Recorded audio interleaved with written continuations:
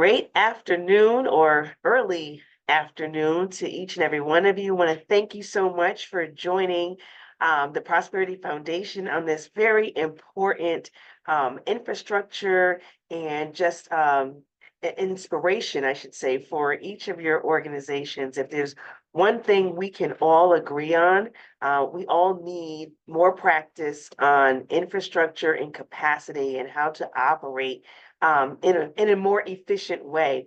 And so we're excited to be able to have the beginning of these series of different workshops that we plan to have available for our organizations in Connecticut. Just for anyone that does not know me, my name is Orsella Hughes. I'm the executive director for the Prosperity Foundation. And I'm excited because here we are, we're finally at that place where we can offer these types of educational platforms for our grantees so that everyone can feel strengthened. This morning, we have a phenomenal presenter who has also been contracted by TPF to help with some of its infrastructure and health benefits and whatnot. And so I am excited to introduce to you, her name is Isabella White. She is a results-driven executive with over 20 years of experience transforming and revitalizing organizations. As the founder of Abundant Life and Health, a strategic human resources training and results-based employee benefits firm, she has a proven track record of aligning culture, strategy, and capability to achieve short-term and long-term goals. Isabella comes to us with an equity mindset who understands the field of employee benefits and its shortcomings in marginalized communities. Isabella has held roles of increasing responsibility across the human resources function, including employee benefits, leadership development, diversity, equity, and inclusion. Isabella is a licensed life and health insurance broker with a strategic mindset and a passion for creating tailored solutions. She has navigated the intricate landscape of employee benefits and brings expertise to optimize and enhance the overall employee experience. She earned her Bachelor's of Arts in Criminal Justice, a Master's of Science in Human Resources Management, and a Master's of Science in Education. And she is also a senior certified professional.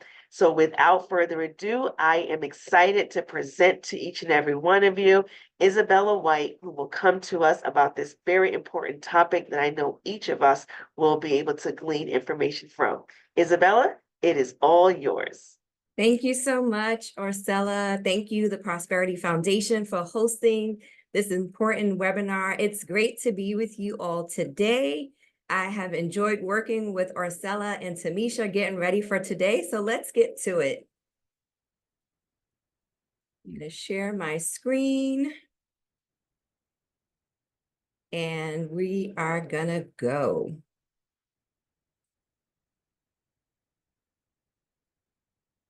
Okay, so quick agenda. We're going to hit these 10 topics. You're going to love it. We're going to go through an introduction, why policies matter. We're going to set the groundwork because the truth is setting policies and procedures, it takes work.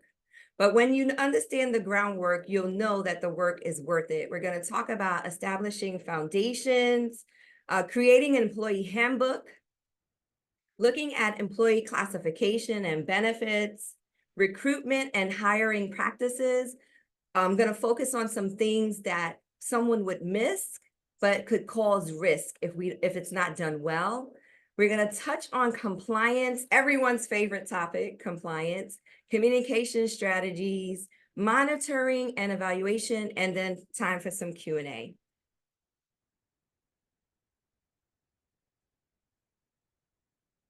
Okay, so when you think about nonprofit infrastructure, what are we talking about exactly? So we're talking about internal management systems. We are talking about strategies, processes that support leadership, strategy development, which can be very different than strategies, right? We're talking about the development of the whole, talent management, diversity, equity, inclusion, and belonging. We're talking about governance. We're talking about communications, technology, fundraising and risk management. You'll hear these categories over and over as we go through the presentation, and financial management. And just some additional categories to look at: facilities, staff, training, software, auditing, education, consultant, business operations. In some facet, we're going to talk about all of these topics. And it's really important because nonprofit organizations have a different level of risk because you're thinking about reputational risk as well, right? So nonprofits, we all know they exist because they want to advance a mission, a social cause. Sometimes it's to provide public benefits, but with that does come reputational risk if you don't have your infrastructure built correctly. So we're setting the groundwork. Why policies and procedures matter. So they're important so that you ensure consistency and fairness. You want to think about legal and ethical compliance, mission alignment. It's really important, right? Is the mission aligned to the work that you're doing? Risk management, you'll hear this throughout the presentation because we're going to talk about mitigating your risk. Promoting a positive workplace culture, that's really important. We're talking about productivity. We're talking about employee engagement.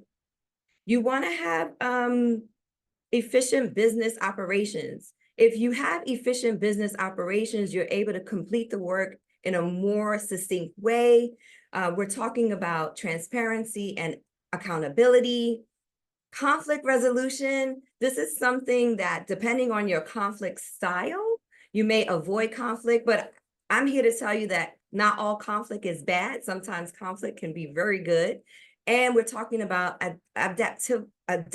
being adaptable and being able to grow your organization. So again, why policies and procedures matter? They matter to help mitigate risk. So let's talk about establishing a foundation. Okay, so we're establishing a strong foundation. We're looking at clearly defining an organization's mission, values, and goals. These are critical steps in guiding your purpose, actions, and impact. If your employees know what it is that you're doing, it's easier for them to get on board, to help you to advance the cause. It's really important. So this is the framework that serves as a compass. It provides direction and focus for the organization. So again, well-crafted policies that align with your organization's missions, values, and goals serve as a guide for employees, ensuring that their actions contribute to the overall mission and purpose of the nonprofit. So let's talk a little bit about creating an employee handbook. So employee handbook is really your guide, right? It's the comprehensive document that serves as a guide for employees. And some of you may be thinking, well, I don't have any employees yet, but we're believing that you will have employees, right? Employees to come. So when you provide essential information about the organization policies and procedures and expectations, you know that your employees are complying with the things that you have set forth, right? So again, having a mission statement is really core to your organization's purpose. It will succinctly articulate why the organization exists, what it aims to achieve, and who it serves. When employees know your mission statement, they can support the mission statement, they can join in, they can help guide the mission.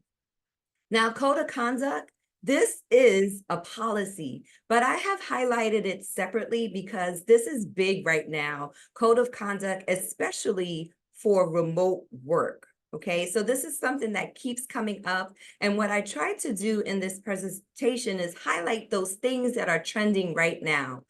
So when you're looking at code of conduct, you're looking at clear guidelines on your expectation, right? What's the expectation for behavior and ethical standards? And again, I highlight hybrid work, right? What's the code of conduct for hybrid work when your employees are remote? So let's look at policies. We're going to take a look at will policy in a minute. Connecticut is an at-will state, similar to New York. So we're going to talk about that some, what that means. Some other policies we're going to look at just at a high level is equal employment opportunity. So you want to clearly share how you're keeping your workforce free from discrimination, right? How it's an equal employment opportunity for everyone. That's really important. We're going to look at a little bit about workplace safety, workplace hours and attendance. Do your employees know when they are supposed to show up for work, when they are supposed to clock in? That's, of course, important. And then some leave policies. Now let's look at some procedures, some things that are happening, that's trending again right now in this current climate that we're in. Onboarding is really important, right? How do you onboard your new employee could make the difference if they're going to be successful or not. Sometimes I say that when you're looking for employees and you've been waiting and it's been 4 months, let's say, from the time you are advertising your job to bringing the employee on board, sometimes you give them too many keys that first day. You're so excited they arrived. It's been 4 months. You've been looking for them. Now they're here and you give them 5 keys as opposed to the 1, right? So the 1 key is, how do they get in the door? How do they get into the systems? And how you onboard them really will show if they're going to be successful in the long run, right? Grievance complaints, this is important. Employees can bring complaints that you want to know how they should bring the complaint, how it's going to be handled. We'll talk about that some more. I-9 forms have changed. The DOL, the government has changed the I-9 form. So that's also trending. Are you using the right form, right, to collect the information? These are little things that could get you in trouble or put you on the government's radar. So we're highlighting things that are trending. Conflict resolution, I always want to talk about conflict resolution because, again, not all conflict is bad. Conflict can be good. Getting, conversations out in the open. There could be some brainstorming that comes from conflict. So again, always want to highlight conflict resolution and not avoiding what you may think is a difficult conversation.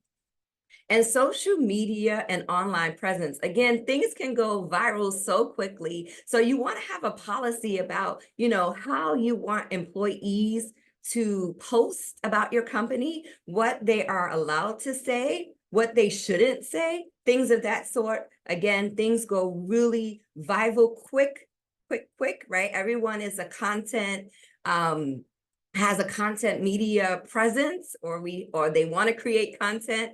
But how do you want them to create content as it relates to your organization? Again, this is something that is important for you to consider. So let's talk about at will, right? What does it mean to be an at will employer? So when we're thinking about this, we're thinking about an employment at ABC company. So whatever your company name is, and sharing very clearly is an at-will employer unless otherwise stated in a written individual employment agreement signed by the president of the company. This could also be the executive director if that's the one who's running your nonprofit. But this is really important to put in the offer letter. I did check. Connecticut is an at-will state, at-will hire fire, which means, what does it mean? It means that either the employee or the company may terminate the employment relationship at any time for any reason with or without notice. Again, this is important. Even though you're at will, you still want to keep good records, especially when you're terminating employees. Something that I do all the time is a note to file. When I have conversations with employees, I very happily send myself an email. I title it Note to File, and I just write some highlights of what was discussed. So that way it's timestamped. I can remember the conversation that I've had, because sometimes you just don't recall all of the things that are said. So I'm not saying do this for every conversation, but if you feel It's sensitive. You may need to remember, definitely note to file is your friend, right? But here we're talking about putting this information in your offer letters just so that it's clear, so that everyone is on the same page. Okay, and this is just some more sample language, right? You want to point them back to the handbook, right? So the handbook, it talks about why it's created. It talks about employment agreements. This is some sample language that you would want in your handbook, not so much in your offer letter. It might be too much in your offer letter, but this is an employee policy at will that you would want to absolutely include in your employee handbook if you're an at-will state. Okay. So let's go to complaint procedures. Now, if you've been working with employees or if you worked for another organization with more structure, anything can be a complaint, right? So employees need to know how you're going to handle that complaint. So if employees believe they have been subject to or have witnessed unlawful discrimination, including sexual or other forms of unlawful harassment or other inappropriate conduct, they are requested and encouraged to make a complaint. This is something that you will absolutely find and will need to include in your employee handbook. They may complain directly to their immediate supervisor or department manager. Now, sometimes the complaint is against their supervisor. So that's why it's good to have the department manager and or HR. And if you don't have HR, then you just clearly spell out who's the person that they need to reach out to if they have a complaint, right? So it says, or any other member of management with whom they feel comfortable bringing such a complaint. That's really important, that one word, being comfortable, right? You need to provide an opportunity for a complaint to be made where the employee is comfortable. Similarly, if employees observe acts of discrimination toward or harassment of another employee, they are requested and encouraged to report this to one of the individuals listed above. Again, this is part of your anti-harassment policy when you think about the complaint procedure. And we'll talk about some other policies that are important. But again, this is a sample of how you're going to handle complaints that employees may bring. So it says what you're going to do with that complaint, right? You're not just going to take the complaint and file it away and thank them for their time. You're going to clearly state that it will be investigated promptly, that it's going to be confidential, that it will be protected to the extent possible. We're talking about retaliation. This is a big thing because sometimes employees may bring a complaint and now things are changed and they may feel that they're being retaliated against. So we're talking about how it's gonna be handled. Now, a timely resolution of each complaint should be reached and communicated to the parties involved. This is really important. You know, when you have to do an investigation, you're usually including the person who has made the complaint, but witnesses. And if it's not done timely, sometimes those witnesses forget what happened, right?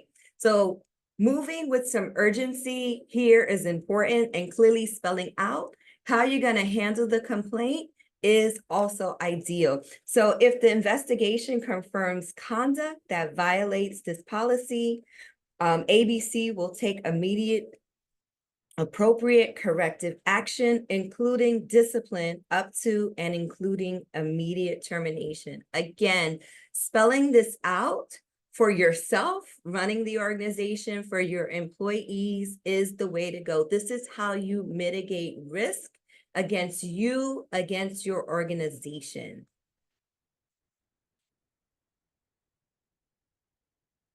All right. So if I had to say any slide is really important, this slide is super important because I'm giving you 15 employee/HR policies that you should consider documenting. So we talked about at-will employment policy. I highlighted a little bit about anti-harassment and non-discrimination policy. This is big, and we're going to talk about this some more when we talk about recruitment and hiring, right? How do you show in your recruitment practice that you are looking to be an equal employment opportunity, that you're not looking to discriminate against candidates? Now here, I'm talking about sexual harassment prevention policy. Now, when I first started in HR over 25 years ago, this was known as sexual harassment policy. But I highlighted here the word prevention because over the years, it has changed. So you're looking at how you're going to prevent this from happening in your workplace. And some states have deemed that annually employees need to be trained on sexual harassment prevention policy. So this is something that you would want to look into depending on where your company is doing business, if this is a requirement for you, and how many employees do you need to have before this requirement comes into play. Employment classifications, we're definitely going to hit this in our policy, in our presentation, because this is something that the Department of Labor focuses on, and it's one of those easy things that can get you into trouble. Leave and time off benefits policy. You want employees to know what kind of leave they're entitled to. Is it, paid time off? Is it Family Medical Leave Act? Those are things that you want them to know clearly. You want them to know how they're going to apply for taking a day off, Family Leave Act, paid family leave if your state mandates that you must have paid family leave. Not all states mandate that, so that's still a work in progress. Meal and break periods policy. Again, just highlighting a meal and break periods policy. Legally, employees have to take a break after they have worked 6 hours, okay? So if you have an employee who's gonna have an 8-hour day, they can break this up however you see fit. But if they're working 6 hours straight, legally, they have to take a break, okay? Now, if they don't take a break because of an emergency, they didn't have coverage, they couldn't take a break, you have to pay them for the time that they worked during their lunch, okay? I have seen employers try to short the paycheck, the 30 minutes, or the hour that was for lunch. You can't do that. The Department of Labor, the Wage and Hour Division would have a field day with that practice. So again, legally, you have to take a break. However, if they do work through the lunch, you must pay them. Okay, so let's talk about timekeeping and pay. This is really important. Do you have a 40-hour work week? Do you have a 35-hour work week? Keeping track of time worked so that you can pay them appropriately. We'll talk about this in a little bit more detail, but knowing how that's going to work is important. Safety and health policies, this has taken on a new level with COVID and post-COVID. So having a policy about safety and health is extremely important. Prior to COVID, we were dealing with the flu, but knowing how you handle this in your workplace as it relates to safety and health, again, really, really, really important. Now, employee conduct, attendance, and punctuality policy. In my career, what I have seen over the 25 years I've been in HR is that employees easily get terminated for time theft, okay? Time theft. So this is an employee basically stating that they're working hours that they're not working. So having this policy in place to talk about conduct, to talk about attendance, like what time do I expect you as my employee to arrive either in your physical office or your remote office, right? Communicating that upfront in a policy is going to save you some time as well as headaches, and it's going to be kind to employees, okay? Weapons in the workplace, I'm not going to stay here too long, but we see this and we can see it in the news, and sometimes we see it when bad things have happened. And so just clearly stating what's your policy, again, helps you to mitigate risk. I talked about remote workers policy a little bit in the code of conduct, and I highlighted that because post-COVID, everything has changed, right? So prior to that, everyone wanted to be in an office, or it was required to be in an office. But post-COVID showed us that, well, you don't really need to be in a physical office to do the work.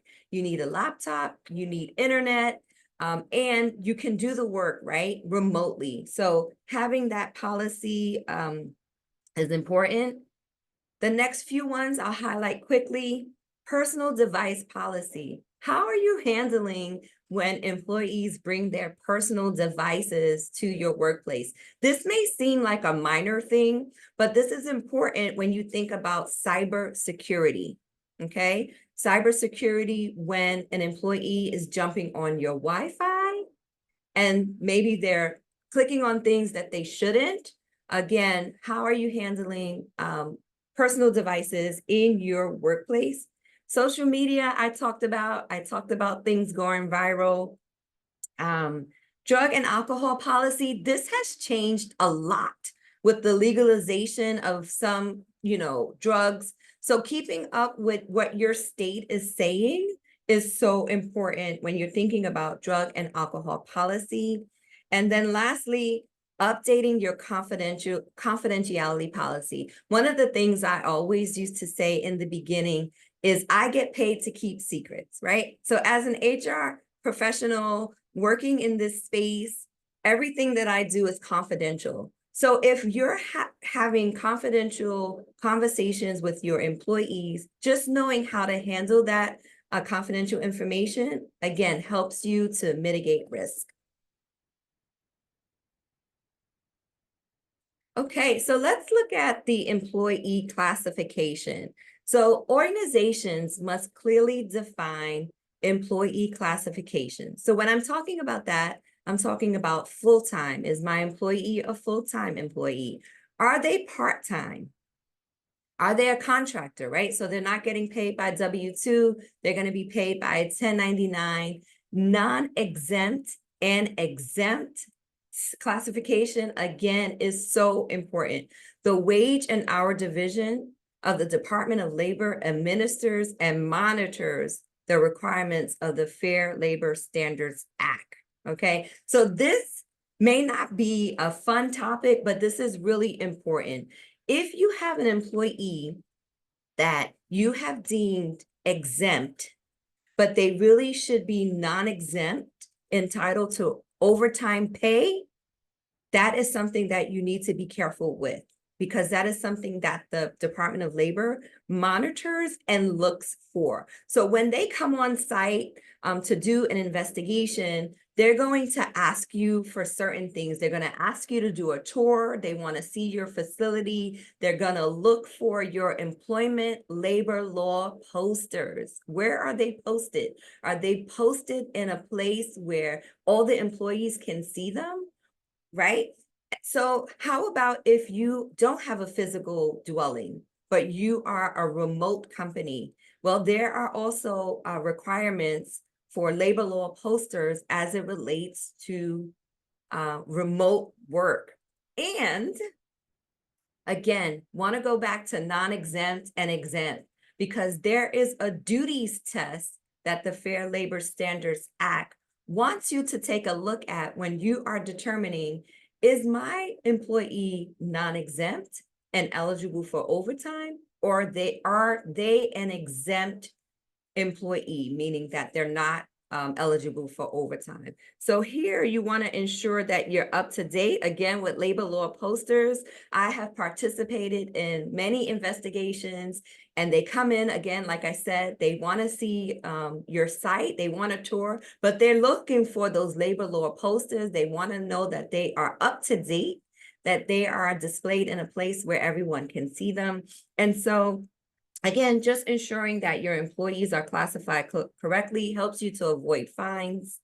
And, it keeps your employees in the know if they're going to get paid for overtime once they work 40 hours, depending on how many hours your work week is classified as. Again, really important. It's easy to miss this. It's easy to have fines. Whenever I work with someone, the first thing I want to see is, where are their labor law posters? That's the first thing I ask for. That's the first thing I want to see.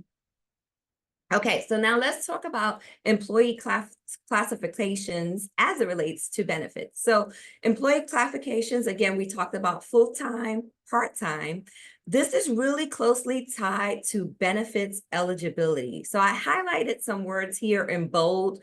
So in this case, we're defining a regular full-time employee, someone who has worked a minimum of 30 hours weekly, and maintain continuous employment status. That's really important. There's no break in the service, right? These employees are usually eligible for full benefits package and are subject to the terms, conditions, and limitations of each benefit program. So here I just highlight some sample benefits. Shout out to the Prosperity Foundation. I've had the privilege of working with them on creating their structure for benefits. And here are some samples of things that you can offer for your benefits. But again, in nonprofit settings, what I am seeing mostly is that benefits are covered for full-time regular employees, not so much for part-time employees, okay? And that's done a little bit just because of risk. Again, to mitigate risk, your part-timer may come in a few hours a week, doesn't really have the same schedule as your full-time regular employee, coming in, day out. So I talked about this when we're talking about a little about recruitment and hiring procedures. You want to make sure that you standardize the recruitment process. Okay, so you're creating a job description. So that way, when employees are applying for your role, they know exactly what's required of them. You identify the key qualifications, the skills and experience required for success. Okay. So when you're looking at the recruitment strategy, you also want to identify appropriate recruitment channels. So am I going to use LinkedIn? Am I going to use Indeed? Am I going to use Monster? Right? These are all social, online platforms, recruiting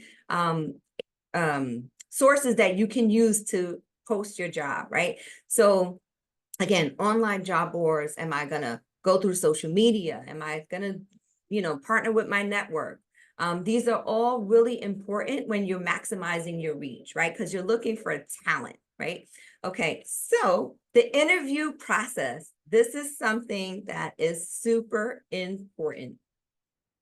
You want to develop a set of interview questions for all candidates. And so what that means is you're going to ask all candidates the same question. Once you veer off and don't ask the same questions of all candidates, you could be introducing unconscious bias, right? So the way that you ensure a fair and consistent approach is that you make sure that you ask all employees the same questions. Okay, you conduct initial interviews to assess technical skills, experiences, and cultural fit. This is also big. Does this employee support your mission, your social cause that you are working to advance? Cultural fit is absolutely relevant as it relates to hiring the best talent, making sure they're going to support the cause, fit in with your organization as you also assess skill set and talent, their experience, and what they bring to the table. And then you want to identify your candidates based on those defined measures, right? You're looking for interview feedback is really important. So if you're collaborating within your organization on a hiring experience, you want to make sure that you're getting the feedback from all who have participated, because sometimes candidates will share one thing with one person and something else with a whole another person, right? Because by the time they've gotten to the second or third interview, depending on how many interviews you're conducting, they feel more comfortable and there's more information that's being shared. So having that debrief session for everyone who has participated in collaboration with hiring is really important. And then we talked about extending that formal offer letter to the selected candidate and making sure, right, that you have that at-will employment language in the offer letter. Again, helps you to mitigate risk. So let's talk about compliance. What I highlighted here, again, keeping in the landscape of building infrastructure, employee policies and procedures is record retention. I can't share with you enough how sometimes records are destroyed inadvertently because one was not aware that they needed to retain those records, okay? So when I'm talking about this, I'm looking at the hiring records. These are things that could easily be missed, but could also, get one in trouble when you're thinking about risk. So anything in the file, the hiring file, it needs to be retained. So we're talking about your job description, your advertisements, the resumes. It doesn't have to be retained the way it was when I first started out in HR. Everything was on paper. You can have your electronic files, you can keep everything stored. That's an easier way to keep the records. And then you need to just see how long are those records needing to be maintained. Usually the guideline is 7 years before you can dispose of those records. So just make sure you have an understanding of, how long you need to retain those records, but no, those records must be retained. Now, the other thing that I want to say here is, because we're talking about hiring records, anything that you put in writing is discoverable, okay? So I always remind companies, employees, anything you put in writing is discoverable. What do I mean? I'm talking about those emails, I'm talking about text messages. Again, it's discoverable. So if you are getting feedback from an interview, be mindful of what you're writing down, because you don't want to contradict your policies and procedures and everything that you have worked to build up, right? So again, these records, they must be maintained for candidates that are not hired as well. Sometimes candidates come back and they send emails about how you discriminated against them by not hiring. I know by not hiring them. I know this may sound interesting, but trust me, it has happened. I have seen it happen in my career where they've not selected for the position, and the next thing you know, you're receiving an email that says, I didn't want to work for your company anyway. You discriminated against me by doing X, Y, and Z. Okay, so again, maintaining the records to show how your process is fair, it's consistent, you use the same interview questions, you use the same skill assessments for all candidates. Again, very important. Communication strategies. Let's talk about that. I highlight this because sometimes we're so busy moving quickly, we're implementing policies and procedures, we are building our infrastructure, and then we forget that we've got to communicate that something has changed. And so here, just, it's you want to make sure that you're effectively communicating your policies to employees. This is crucial for ensuring that everyone in the organization understands and adheres to the established guidelines. Clear communication promotes transparency, reduces misunderstandings, and fosters a positive workplace culture. When you have a positive workplace culture, you have a culture that is engaged. You will see it through productivity. It will be relevant. It will be in existence. You will feel that you have a positive workplace culture. Effectively communicating policies and procedures, again, to employees, it matters. And then you want to think about the mode. What's the mode of communication? Is it verbal? So we're going to have maybe a town hall meeting and we bring everyone together and we discuss things, right? Is it going to be nonverbal? Now, I know you're saying, well, how do you communicate non-verbally? I will have you know, I'm always looking for the nonverbal communication. It tells you a lot, okay? So nonverbal is a thing in communications, and that's why I'm highlighting even that nonverbal communication. Visual, so we've got some visual aid here, or written, right? Depending on what it is, if an employee needs to sign off, that they're going to adhere to the policies. So for instance, your employee handbook, you would want to provide that in a written format where employees can sign off that they read and understand the handbook.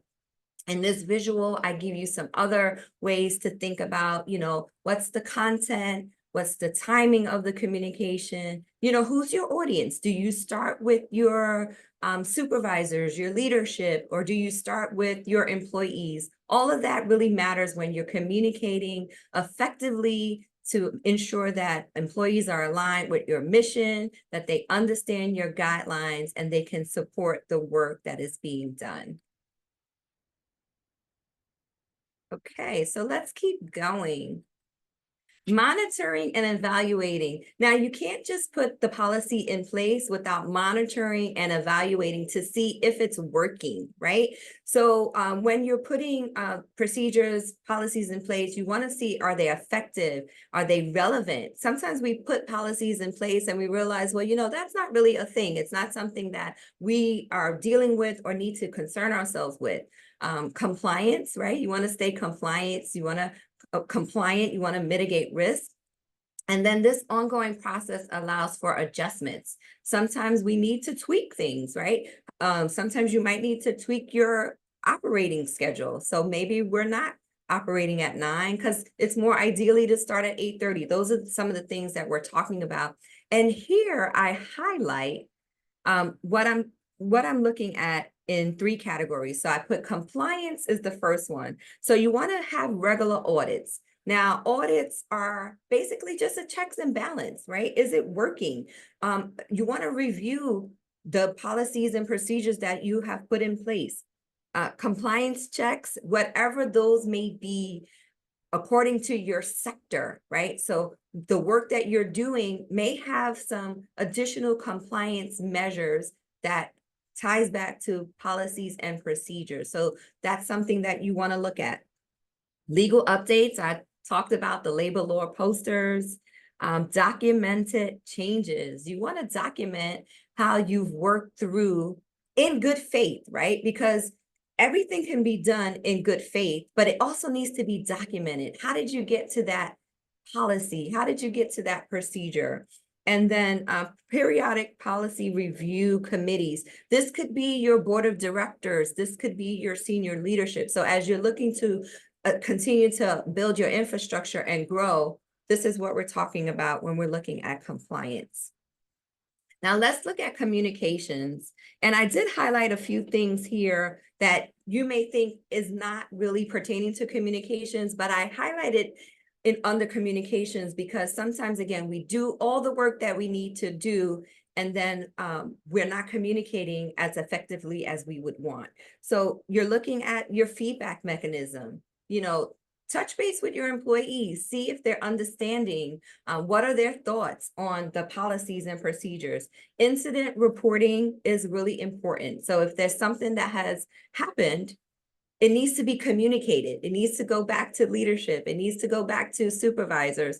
That is important. Benchmarking. How are you faring in this space? How are you comparing yourself to others, right? You want to make sure you have best practices. Now, that sounds like a process, However, when you're doing it for benchmark purposes, you really need to communicate your findings, right? Even if it's high level, you would want to share what that is. Continuous improvement. We're always looking to do better, to improve things. So again, surveys and assessments are important. Don't be afraid to survey your employees and get their feedback.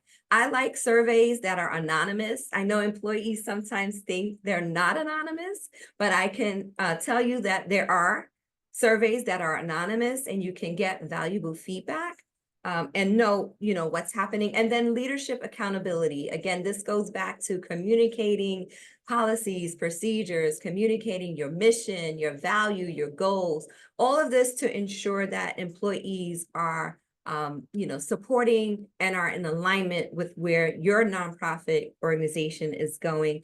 And then lastly, we're going to focus here a little bit on training. Training is so important. So again, thank you to the Prosperity Foundation for hosting today's training webinar. Again, this is a really important topic. And so employee training and awareness, right? How are you going to roll out the things that they need to do, especially if it's a procedure? Performance reviews. How do they know how they're doing? Again, training them on performance reviews, how you're going to assess their performance, how they will give you feedback, really important. Periodic training and reinforcement. I like how when this meeting was kicked off, Orsella introduced the concept of this is going to be a routine thing where the Prosperity Foundation is going to host periodic training for the benefit of those who participate. And then some key performance indicators. You need to know what those measures are so that you know if they are being, achievable, right? Especially for employees. So again, that's really important. And then this is a quick disclaimer. So I should have warned you, I am a New York City girl. I talk fast.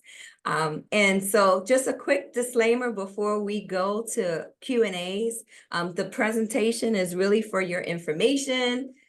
If you need more assistance, professional advice, you're suggesting that you consult with those. This is not supposed to be legal information. It's just for your benefit, for your training. And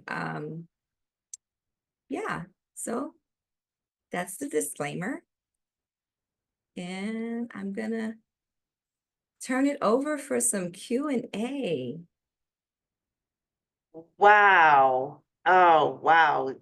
Isabella, I'm sitting here writing so much information. I've been talking to Tamisha, who's sitting here with me as well, just saying, write that down for us to ask Isabella. Write that down for us to ask Isabella.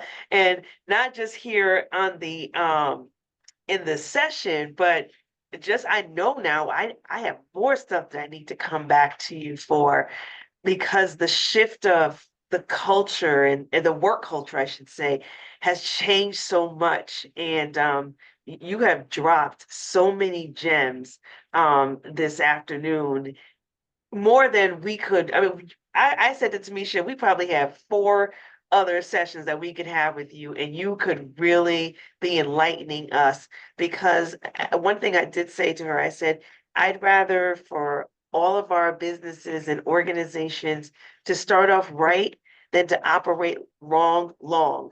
Because Absolutely. we do that a lot. We will operate wrong for a long time, still trying to put band-aids on some of these issues that we have, messed up ourselves. But if you start right, and if anybody in here is a startup in that 1 to 3 year, stop what you're doing and really let somebody help you hone in. Am I handling am I handling the chat room, to be sure? Okay, so Tamisha's gonna ask the questions that are in the chat room, but if something is not lifted, please use the Zoom feature to raise your hand, and she will then unmute you so that you can ask your question. Okay, great. So thank you, Isabella, again for your rich insights. I'm going to just go by the chat for now. We had a few questions come in. First, let me ask Julie's question. Julie's question is there a clear definition of what a contractor is? How many hours? Is there a standard, I guess? Julie Oh, may be yeah. asking if there's how many hours they should work and how often. So it's not really based on hours when you're thinking about an independent contractor. And this is also something that the Department of Labor monitors and they look for. So your contractor is really your 1099 worker. So you're not going to pay them through your payroll system. They're not a W-2 employee. They are handled outside of the system, usually through your payables or you paying them directly, but they are classified as a 1099. And again, the Department of Labor has a host of resources as it relates to your 1099 contractor. Again, not based on hours, but really based on status. This is something that could easily be misconstrued. Sometimes there have been case law about companies putting someone as a contractor to avoid paying benefits, right? But then they realize, well, wait a minute, you treated me like an employee. So great question. Department of Labor will also be your guide for more detailed information, but not based on hours, really based on how you're classifying that employee, not a W-2, but a 1099 worker. Wonderful. The next question is from Angela Harris. And let me first start by saying I think Angela Harris may need your services because there's a few questions she has in here. So do your best to share whatever insights about any of these topics, but I will go ahead and honor the question that's in the chat. So Angela Harris is asking for you to share insights on any of these topics: employee exit and separation policies and procedures, workplace safety, violence prevention, NDAs, non-compete restrictions, severance packages, et cetera, and also thoughts on organization culture, workplace norms like dress code, et cetera. Oh yeah, this is, I'm gonna hit the last one first. The dress code is really important. It's usually found in your code of conduct. And it's important because prior to COVID, we were going to the office, we were either business casual or dress professional. And then COVID shifted the landscape, right? So everyone was sent home with their laptops. We got on our Wi-Fi. We started having meetings and employees started showing up to meetings in tank tops. That's not good, right? So dress code is important. Definitely you want to highlight that in your employee handbook. You want to have it in your code of conduct so it's clear. If it's business casual, what does that mean, right? Because your business casual may not be my business casual. I tried to go to a basketball game in a blazer and my kids were like, "Mommy, that's too much." Okay, so again, your business casual may not be my business casual. Clearly define that. Now, Tamisha, there was a lot in this question. I heard NDAs, non-disclosure agreements. I also heard severance packages. I heard exit interviews. I'm going to hit the exit interviews first, or exits. What I'm seeing is that employee exits or exit interviews are still a thing. Okay, so you would still want to know why employees are leaving your organization so you can improve your organization. Now, exit interview feedback you have to handle, and you have to really discern what is fact versus what's venting, right? Because when you do an investigation, you're meeting with people, you're deducting what's fact. But when you're doing an exit interview, you're just gathering feedback. So again, some of it could be really relevant and some of it is just venting, like, "I've had enough with you, I'm leaving," and ... So, and then you also want to maintain the confidentiality of the exit interview. You want to share that upfront. I'm always sharing upfront. This information is confidential, so that way employees feel comfortable to share, because there are some real gems you can get out of that exit interview that you really can't pay for. You can do surveys, you can do assessments, but sometimes you just need to hear from the vantage point of that employee in an exit interview so you can really understand what's happening, right? Now, I heard severance. I'm not sure what the question is about severance. But if you are doing severances, you want to make sure you have employees sign off and that there's a clause in there that they will not sue your organization, right? So they're signing the severance agreement and they won't come back to sue you, okay? There's a very professional way you handle that. The other thing you want to be careful about with severance agreements is for your older workers, because there is a law on older workers. When you are severing a person who is, giving someone a severance who's over 40, you have to give them more time to review the agreement. They are entitled to 21 days to review it, sign off, and then after they sign off, they have an 8-day revocation period you have to honor. Okay, now I'm talking about legislation for anyone over 40 who is being severance. I don't know if that was the question, but I'm just giving you some tidbits of things that, could be easily missed. Now, was there something else in there? Yes, there were a couple of things, but I want to get to Carla Creech's question. Carla asked, what are the real ramifications of excluding workers' compensation? Good question. You mean not covering workers' compensation? The I insurance? imagine that's what Carla means. Carla, if you can unmute yourself and ask your question. Okay, she said yes. I just saw a yes come in. Okay, so workers' comp is really important. This is when we're talking about workers' comp, we're talking about, again, mitigating your risk. If someone gets hurt on, the job, right? They're performing a function, they're lifting something heavy, they dislocate a shoulder. That's risk. Now, depending on your size, will dictate if you have to pick up workers' compensation. So that's something that you want to look at. How large is your organization? And if you are required to offer workers' comp. That's one thing I would check into. Thank you, Isabella. Okay. And we are, we're closing out pretty soon, but if you have any other burning questions, please put them in the chat. But of course, we want people to be able to reach out to you. Can you let us know the best way people can contact you? And I'll go ahead and put that in the chat. Okay, I'm gonna share my screen really quickly. Orsella already introduced Abundant Life and Health, so I'm gonna skip that. So if you need more information, you wanna get in touch with us, please send us an email at info@abundantlifeandhealth.com. I also list my phone number there as well as our website. We would love to connect with you further. If you have a need and we can be of assistance, we are here to help. Again, I want to thank the Prosperity Foundation for the invitation and for hosting today's webinar.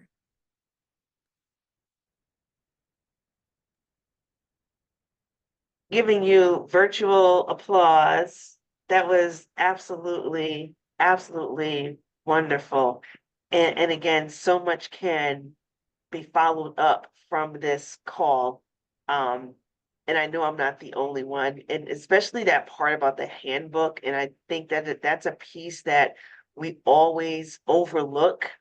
And it's that handbook is really like your bylaws. It's really like how you bring someone on board, and it's so important. So I'm just going to implore anyone who has not really taken the time to just slow down your process and look at your systems, to do that now. We're now on the last day of the first month of this new year. So don't let March find you doing exactly what you've been doing all along, still spinning those same wheels and getting the same results. We are trying to, here at the Prosperity Foundation, make information available so that we can all be more productive and effective in our work. And I promise you that when the systems are in place, the workload is easier. When the systems are in place, the workload is easier. Most of us are working 12, 14-hour days because our systems are not in place.